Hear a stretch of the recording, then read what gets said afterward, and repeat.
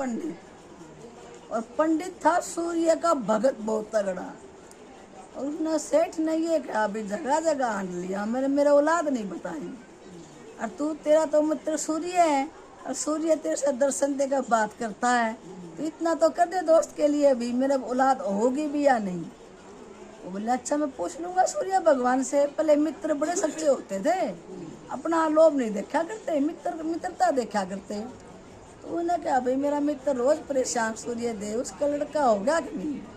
वो बोला लड़का तो उसका हो गया, जो शादी करके उसकी स्त्री आएगी वो उसी टाइम मर जाएगा। अब ये सेठ ने सोचना है कि ब्याह करूं या ना करूं, लेकिन लड़का हो जाएगा। लड़का कैसे होगा फिर? सेठ सेठानी का है लड़का तो हो जाएगा, और लड़के ने ब्याह होगा तो लड़का ब्याहते मर जाएगा। और तो फिर उसने कहा अच्छा ठीक है चल मर जाओगा, उनका ब्याह कर देंगे, जब हम ब्याह नहीं करेंगे। लड़का तो उसका 9वें महीने में उसका लड़का हो गया। कथा चलाना बीच में बोलना नहीं चाहिए, फिर कथा का लिंक टूट जाता है। लड़ाई के बारे में मत कर, छोड़ दो। तो फिर उसने क्या कहा, बोलिए ना। अब उस सेठ ने लड़का हो गया सेठ के, अब वो लड़का जवान भी हो गया, सेठ का लड़का बड़ा भी हो गया।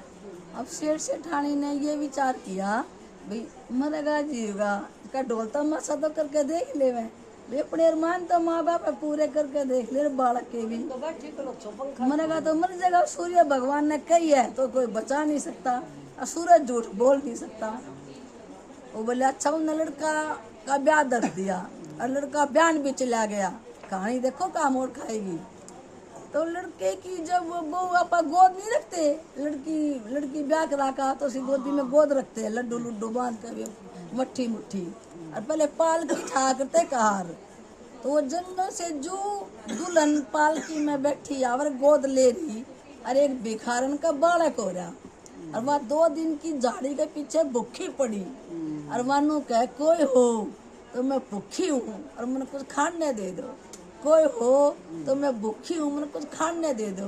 उस दुल्हन ने ये बात सुन ली, वो झाड़ी के बराबर तक पालकी जाओ थी, तो उसने पालकी का पर्दा उठा के जो गोद थी ना गोद, वो गोद उस भिखार को डाल दी कि ले खा।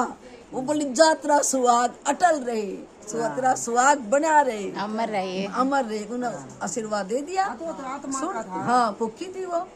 अब शादी करके बहू आ गई और सेठ सेठानी थर थर कांपे। ये सूरज का भी वरदान है कि लड़का तो आज बहू धोरा गया और मरा।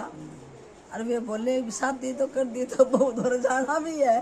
तो वे सारे नीचे बैठे, सेठ सठून की चिंता के कोई अंत नहीं, और प्रार्थना करने लग रहे। रात बीत भी गई और सुबह नहा धो गए।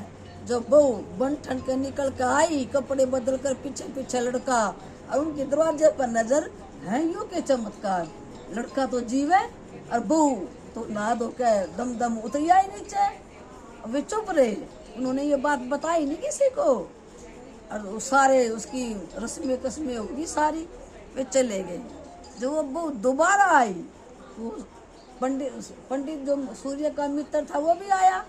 फिर वो बोला भाई तू तो झूठा है, मैंने झूठ मारता डराया कि तेरा लड़का शादी होते के साथ और मर जाएगा, तो हमने वो डराता रहा, हमारी तो बहु सुहागन बैठी है, मेरा तो लड़का यो दम दम उतर गया, वो नहीं मरा, तो झूठ बोला था।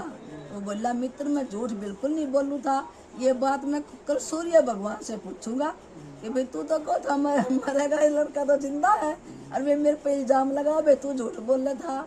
उन्हें फिर सूर्य को जल दिया।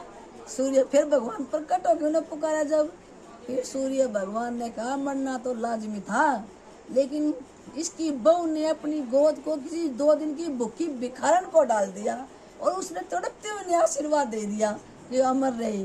उस आशीर्वाद को भगवान का विधान भी नहीं रोक पाया। भूखे की दुआ में इतनी ताकत है कि भगवान को भी झुकना पड़ता है। वो बोले अच्छा ये बात थी। फिर वो आया सेठ के पास पंडित, कि भाई ना सूर्य भगवान झूठा ना मैं झूठा, तेरी बहू ने अपनी किसी भिखारन को, किसी को भूखे फकीर को रोटी दी है, खाने का कुछ दिया, उसके वरदान से जिया।